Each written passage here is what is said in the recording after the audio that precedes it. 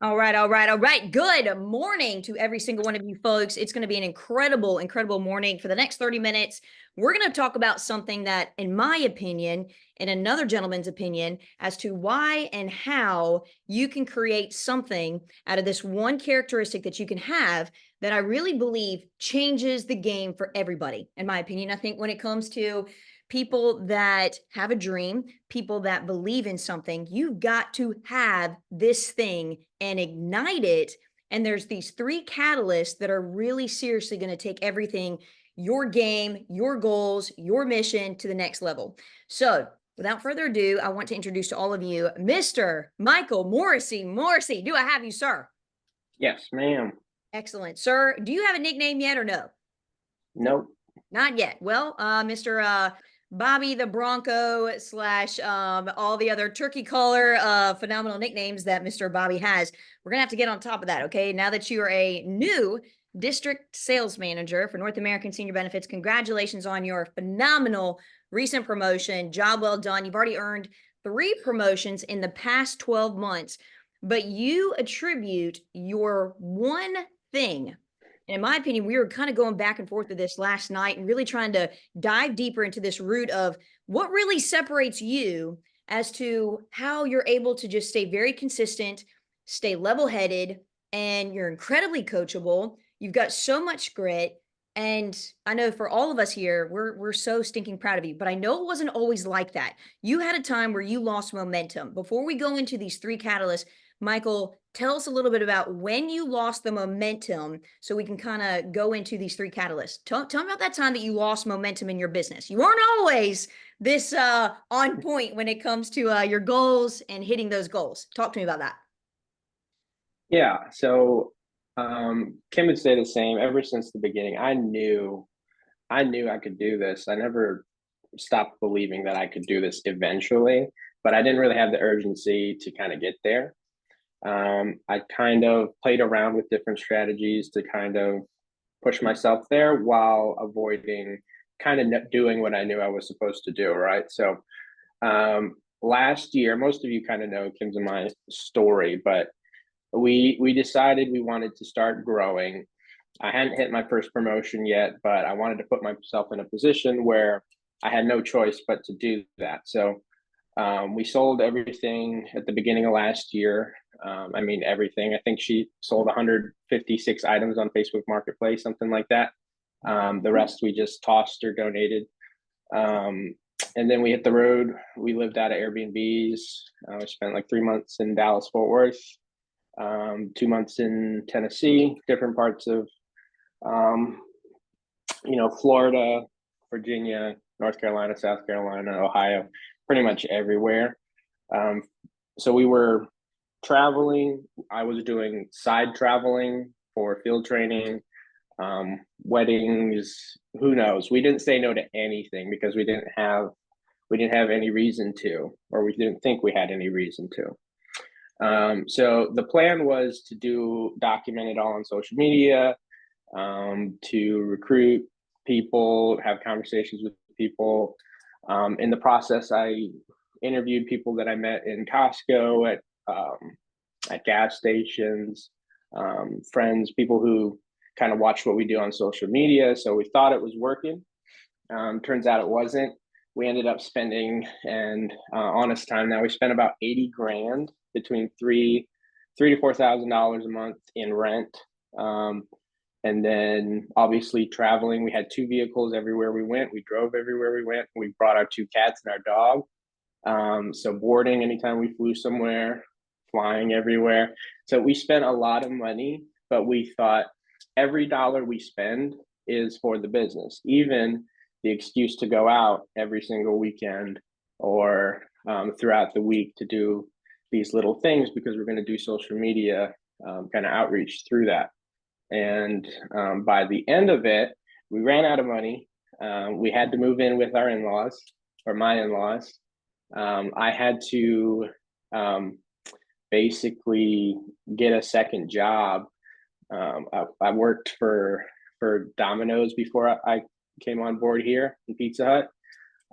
So I knew driving would at the very least get me some money. So I had to prove to the in-laws that money was coming in. They still didn't really believe in this insurance thing. So I did that for 2 weeks. And during those 2 weeks, Kim and I kind of had to sit down and break down what happened there. We thought we were doing everything we were supposed to do. And we realized that we really were just using it as an excuse to have fun, which I don't want to take back ever, because we did have fun, but we had to have you had to be humble and basically break down what we did wrong and fix it from there. It reminds me so much of that when God can trust you with a little, that maybe one day he can trust you with a lot. And the neat thing is that you were able to pick up on that fairly quickly versus it being 1 year, 2 years, 3 years down the road, and then realizing the lesson that, whoa, maybe we shouldn't be doing these things because they're not giving us the results that we really want. So I love what you said about just the fact of creating urgency and then the power to say no to things that potentially could take you off of the track of where you're wanting to go. So let's kind of go into what I think when we were talking yesterday. Guys, these are things. One thing that you'll realize about when it comes to any of these calls, I like to go a lot deeper, not scratch surface. And how is it that I'm able to go deeper? Is because when I talk to somebody that has a wonderful brain, that's real, that's vulnerable, and they're honest and they have integrity, together we're able to really go down to this root so that we can really help people. So the first point is something that Michael and I came up with, and it's about figuring out and understanding that sometimes you got to go back down to ground zero, restart with an adaptive strategy. So let me repeat that. If you guys are taking notes, here's number one, the first key, the first catalyst to the power of conviction. Conviction is this word that it's a strong held belief, a strong held opinion. And we're going to be pretty much unraveling and taking off the layers of how conviction and the power of it can really, in my opinion, ground you every single day. Because when me and Michael were talking about it, oh my gosh, it was like a light bulb that came off. And it was, you're exactly right, Michael. Like conviction, that's the thing that really, when you're looking at all of these leaders that remain consistent, maybe fail over and over and over again, but when they go back down to ground zero, they restart with an adaptive strategy. So let's talk about that, Michael. What does that mean to you when you were going back down to ground zero? You move back in with your in-laws and you were faced to do something you didn't want to do and go ahead and deliver pizza for Domino's. And you're like, dude, I don't want to do this after 2 weeks. You're doing data leads, so you're working during the day. Let's talk about how you restarted with an adaptive strategy. Yeah, so I don't know if a lot of you know what the Enneagram is, but I'm an Enneagram 3, which is titled the Achiever. Basically, I feel a lot of shame from not achieving something, and vice versa. I feel very proud when I'm achieving something. So when everything went down, we had to move on with the in-laws. There was no choice. Obviously, if I could do it any other way, I would do that. But when that happened, I could have just kind of disappeared. I could have just stuck to my sulking, which I did too, but I let that be short. And then the good thing about starting over is you just have to decide to do it. Most people think when you start over, it's like, oh, like I did so much work to get to where I am, but where you are is nowhere, right? So if you decide to restart, it doesn't mean restarting everything. So we talked about last night that knowledge carries over. So when you start over, you don't have to relearn the presentation. You don't have to relearn the approach. You just have to change your strategy, right? So our original strategy was big and bold and cool. It didn't work. So we had to get real simple, real fast. So those 2 weeks I worked at Domino's, Kim and I worked every single day together because we didn't trust each other. We didn't trust ourselves to go to work if we weren't together. So we worked together 2 weeks in a row. I worked at Domino's Saturday and Sunday all day. And we both did, between the two of us, we did 10K on those 2 weeks. We spent $25 in leads, in data leads. We looked up trailer parks. What else did we do, Kim? We used like old leads that you had. Yeah, we went through all my old leads that I had since I started that I I knocked but never went back. So Kim combed through all of those over the weekend, and yeah, we did door approaches or neighbor knocking, data leads, all that stuff. So we had to basically force ourselves to break the system down to its core, stuff we all learn when we begin, and then kind of go from there. And anything, Ashley, on that one? I mean, I think that first off, you really kind of honed in on a very, very important thing, which was you were A, self-aware, B, you became vulnerable to your coach, to Bobby, and you're like, yeah, like, we're not proud of where we are. And you also understood that sometimes the world can put this label on you, this personality trait on you, this personality type or behavior on you, that this is who you are, Michael, that, if you have certain, circumstances that go on, that you're going to have shame. And to be self-aware enough to be like, no, I'm not going to settle for this. This is my life with my family, and how cool it is to also have a supportive spouse. So it doesn't mean that your spouse has to be with NASB, but you have a supportive spouse to sit in it with you and game plan and say, we got to change up our strategy. You're adaptable to change. And if it's not working after a few weeks, guess what? You change it up. You're adaptable to it. So I love that fact. You were able to start back at ground zero, and you repositioned and you started over doing the things that you're like, I know this works. And that's the power of conviction, is knowing that this works. I love what you said about carrying over that knowledge and just being able to say, okay, we're restarting, but we're not restarting where we were in the very beginning. We're just restarting. We're at another path here, because there's millions of ways to skin this cat when it goes to going to sales manager, RVP, partner. There's so many different ways to do this, but we're just going to take one day at a time. Here's number two. The catalyst number two is this: maximize field efficiency through strategic time management. Let me repeat that. Number two is maximizing field efficiency through strategic time management. Folks, let me just go ahead and say this, okay?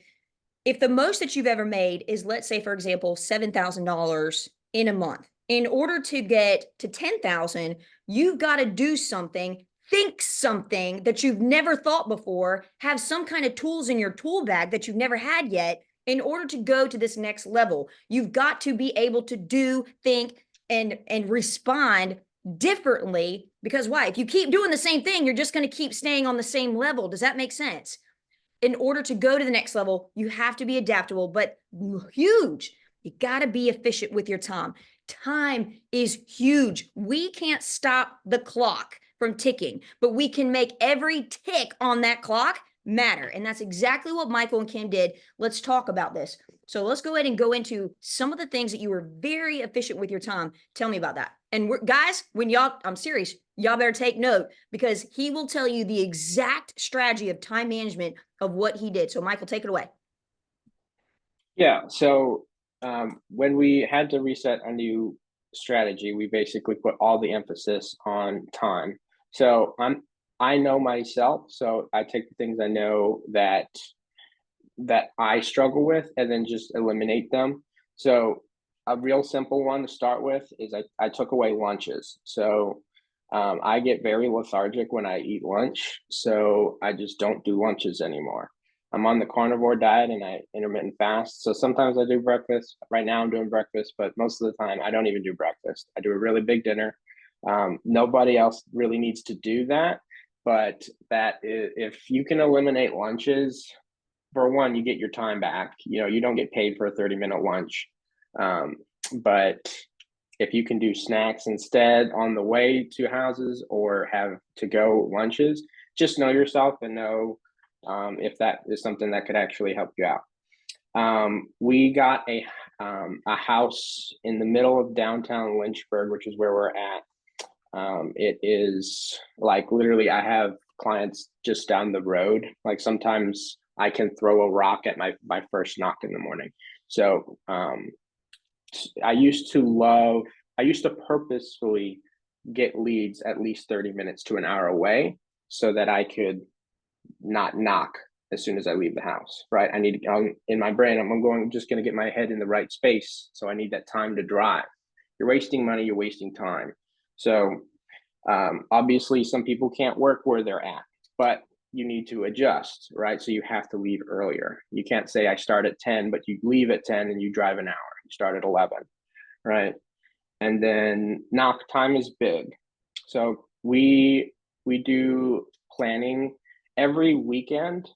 We set a specific day out, 4 to 6 hours. We'll go to a coffee shop, specifically a coffee shop that's not our house because we don't work at home. So this is a work day, right? So we are leaving the house and we are, we're dressed for success, and we go and we are purposeful while we're at the coffee shop. So the big thing is, instead of, some people buy their leads the day of. I don't know how that works for you guys.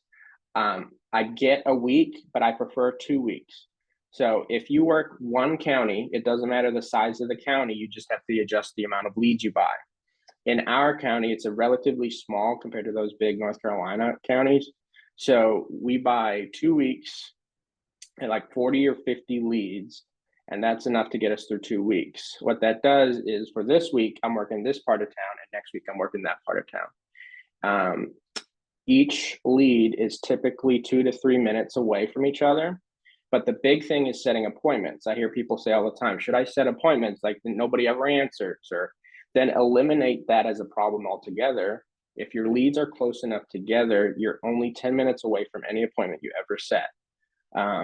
So that'll save you a lot of time. I very rarely work past 5, and I usually start my day around 10. 9:30 is the earliest I'll set a morning appointment. I have done earlier, but like if we're talking on just an average weekly schedule, and then I very rarely work past 5. And when I say work past 5, I mean knocking. So I work till midnight if the presentation takes me that long. But a big thing that we do to maximize our time is, almost every day we have a lead or an approach that we just can't get into, but they just can't quite tell you no, and you don't really know what to do, so you set an appointment. Change what you say during your appointment. So I'll say, I'll tell you what, I'll make you my first stop tomorrow. Does 9:30 sound good for you? Great. And then I leave. Now I know I'm starting my day with a presentation. You also get, instead of that, so I already have one set for tomorrow. Almost every day, they're not quite ready for you. I'll tell you what, I'll make you my last stop tonight. After 5 work for you? I always say after 5, so I can show up at 6 or 7 if that's what it requires. Appointment setting has been something that I have despised since the beginning. I never set very specific times unless it's my first stop, so I can start my day with a presentation. So I always say, I might be a few minutes late. Sometimes I get stuck in a house. That simple line will negate anybody ever getting mad at you for being late for an appointment. So if you're not used to saying that, get used to saying it. But I'll tell you what, I'll make you my first stop, and I tell you what, I'll make you my last stop tonight, or my last stop tomorrow. So I kind of do it the day before. So a lot of times I know throughout the week I'm going to have at least 2 presentations a day, and everything in the middle is money-making time, right? So I do typically aim for more than 3. So 3 is the standard, right? So if I can get more than that, then I know I'm going to do better than the average, right? So 5 is great. I very rarely get more than 5, but 4 is probably the average you should be looking at. If you already are starting with 2, that only means 2 more presentations, right? So if you're somebody who does well knocking in the morning and stuff like that, set your first appointment at 8, and then set your last appointment at 6. Look how much time you just opened up from that one slight adjustment, right?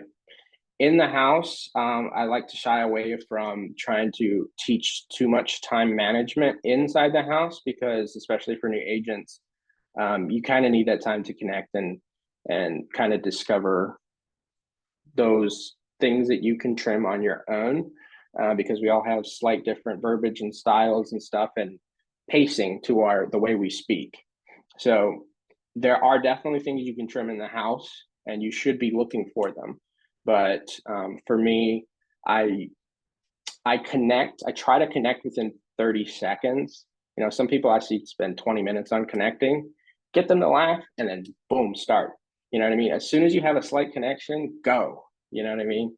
And then other than that, I don't really want to go too much into time management inside the house. But if you can get more presentations, you will sell more insurance. You know, I love what you said at the very beginning. And this is so true for everybody, which is you have to emphasize knowing yourself. You have to be self-aware. You can hear the strategy that Michael and Kim are using, but the first thing he said is you got to know yourself. So in other words, he was with him, going farther away was not for him. So he's like, look, for me, it's jumping out of my house, getting out of my bed, and boy, I'm going to the next first door, which is in within 5 to 10 minutes. And he was strategic with it, even when it came to the house that he's renting, to be able to do that. So you figure out, and if you don't know what to do, ask your direct coach. That's what we're there for. Also, when it comes to maximizing your field efficiency and maximizing that time when it comes to building. So again, you hit district sales manager, you didn't do it on your own. So what was also some more efficiency tips when it came to, building your organization? Because I remember us talking, you're like, man, I'm really running for district sales manager. You got to do it 2 months back to back, 25,000 net. And you're like, do I field train this new agent or do I not? Make sense? And you're like, wait a minute, hold on. I know what I need to do. And it kind of leads us into that next point. And again, we'll be talking about this is pretty much the courage to do the next right thing. So that's the last and final key when it comes to the power of conviction in these 3 catalysts is the integrity of having your internal compass. You know you, boo. And if you don't know you, sometimes a lot of people don't know them. There's a lot of blind spots I've got, a lot of work I've got to do yet when it comes to my character and chiseling that sucker. But when you have conviction because you have this strong held opinion or a strong held belief about something, which is, I know NASB is going to work. And I remember, Michael, when I was, it was in 2015 when I sold my engagement ring. We were broken. We were busted. We were broke, poor. But I always knew NASB was it. It was never, well, I need to go, I know that you guys got a second job, but it was never, I'm going to have this second job for the next 5 years. No, you're like, this is only temporary for about 2 weeks so I can get a little bit of cash so I can get the heck out of here and really go rent a house. Okay. And so number 3 is integrity as your internal compass. The courage to do the next right thing. Everybody says that juggling being a high rider and juggling as a high builder, you're interviewing, you're field training, you're shadow ride alonging.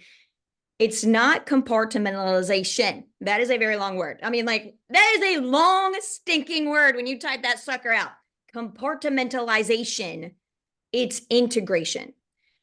You have to realize that if you could put your whole self into your whole life, that is the secret, in my opinion, that when you have that conviction and you integrate building with writing, and it almost like it integrates and everything flows very nicely together. So let's talk about that. And again, any other efficiency items when it comes to, your time with building, but then that internal compass leading you to the next right thing. Yeah. So this is something I've kind of been thinking about a lot because in reality, I've kind of done this sales manager run twice. Obviously, I failed the first time. I lost all my agents that I had recruited at the time. And then it came down to me and Kim. So the second time around, I was like, okay, so we did it wrong last time. And I feel like I was all in before.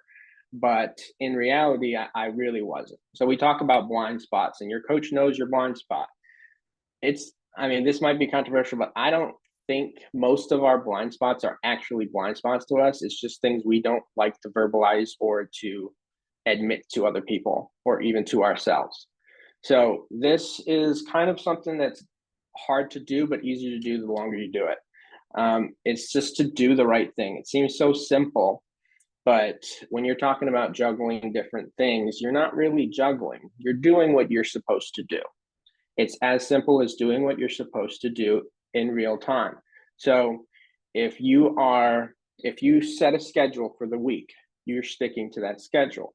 But if somebody texts you for an in and up, in real time, this is more important. Like you're pushing house to house, and then all of a sudden, something comes up, and then your brain is like, okay, I should probably do that. The quicker you do that, the faster you can get back on your schedule and everything like that. But it's not necessarily, you know, like you said, compartmentalizing, where you do this until that's done, and then you do this until that's done. It's synergistic. I don't know what the word is, but it all kind of works together all at the same time. So that's why partners, if you ever ask them, like, what is it like, how do you kind of achieve balance in life, work-life balance? And none of them will say, oh, because of like, I compartmentalize. No, it's you're 100% when whatever you're doing. And then call it conviction, call it inner voice, or your conscience or something, whatever that, that true north is for you, you know what you're supposed to do. And I think the more you listen to that voice, the more it kind of gets louder and more like easier to understand and easier for you to do. So some easy things to identify what that voice is like, knock one more door, right? We all teach that, but that is just an extension of, you already know you should knock one door. You know what I mean? I haven't had 3 presentations. Like, it's 5. Should I go home? I know I shouldn't go home. So then you just stay out till you get that last presentation. Don't snooze. It's so easy to not listen to that voice. And then that's why people say a good morning routine is important, because if you start your day listening to the voice, get out of bed, listen to the schedule you already set for yourself, go to the gym, diet, don't eat those gummy worms, Kim. And then, that voice can kind of backfire on you if you kind of use it. You can't abuse it. It's only you who knows what it's saying, and it's only you're lying to when you don't do it. So guilty, Kim. So for some things that the voice is not, is I need to organize my back office at 2:00 in the afternoon in a Walmart parking lot, right? That's not technically wrong. You do need to do that, but your voice is saying you need to do that later. That's not what is required right now. You see what I'm saying, Ashley, where you kind of have to absolutely know what it is, identify it, and don't abuse it, because it only hurts you. So when you're field training, last time I was building and I was trying to get a promotion, I was just trying to get past AG3, and I had agents and they needed help, but I was like, I'm not really a leader. I have people who are going to pop up under me at some point, but I need to hit my promotion. So I'm hitting my promotion, but I couldn't hit any promotions. And this time around, I had blown January out the water. I was like, there's no way I missed February. And then so we went hard in February, and then I had an agent coming on board, and I needed to field train. And I could have just as easily been like, Bobby, I'm pushing for a promotion. Can you do that? But Bobby's pushing for a promotion. I was like, wait, I need to do that. So I knew, and I didn't have this, it was so stress relieving to know, I know I'm supposed to field train him, which means we're going to kill it that week. Right. So the more you listen to it, the easier it is to do. And the quicker you will get promotions if you just listen to it. So while we were going through this promotion run, I still did a couple agents field training. I still took in and outs whenever I possibly could. If other people reach out to me, I love that stuff. So I'll help. I don't care if they're not in my downline or anything like that. I think Eric's coming up. I don't know if he told you, next week to field train with me. So I just like doing that kind of stuff. But I know even if I'm splitting, that's the whole thing. When you split with somebody, I'm losing 50%. But if you're helping, you're probably going to make more than if you were by yourself. Or that's what I like to believe, because that helps me go further and faster. Absolutely. And, I think, guys, what you guys are hearing right now, that internal compass, how do you get that internal compass? Every one of us has it. And I want you just to hear something. I remember Stephen Furtick, choosing your chains. If you look up that on YouTube, talk about a game changer. If you have children, if you have kids that are above the age of 8 years old. Phenomenal video to show your children, because it talks about how this internal compass, this second nature comes about in people. It's second nature. It's because of your identity. It's because of things being automatic. It's because of the habits that you have. And then it really boils down to the choices that you make. That when you make enough of the small choices, then you have what? It creates a habit. Habits become automatic. And guess what happens? That starts creating your identity, which becomes what? That internal compass, that second nature. Challenges is, are we going down this bad road, or are we actually staying on the path of where God needs us to go, right? And I just absolutely, seriously, phenomenal job. I love the fact of you taking responsibility, ownership. You don't resent your manager because they could have taken off of your plate, but you knew that you needed that on your plate so that you could broaden your shoulders, create a higher global value for yourself, for your agents, so that, hey, look, when you have agents that are rising up like a Kim, congrats on hitting that first month, but guess what? That you have these agents that know what to do when that time comes to be able to run. So phenomenal job. Seriously, I think I could probably go another hour with you. Phenomenal. I love this, and I'll end on this, okay? Michael, you said this to me yesterday where you said, you know, that internal ethical, moral character compass that's based on your convictions, that becomes fixed. What is not fixed, what is adjustable, is the strategies, the paths that you will take in order to hit your what? Your mission, your goal, your purpose, whatever that might be. And I love how you said that, because your convictions, they stay the same. The conviction of, I know NASB works, I just have to pretty much adapt myself, my character, my work ethic, my strategy, so I can align it with how I'm going to get those what? Results. Phenomenal job, folks. I hope you took a lot of notes. Michael, I cannot stress enough. Phenomenal job. Incredible mindset, incredible heart. Appreciate you big time. Congratulations on your promotion, folks. It's Friday. Thanks, Ashley. Let's go. Let's grow. First week of March Madness. Let's make a moves. All right. Take care.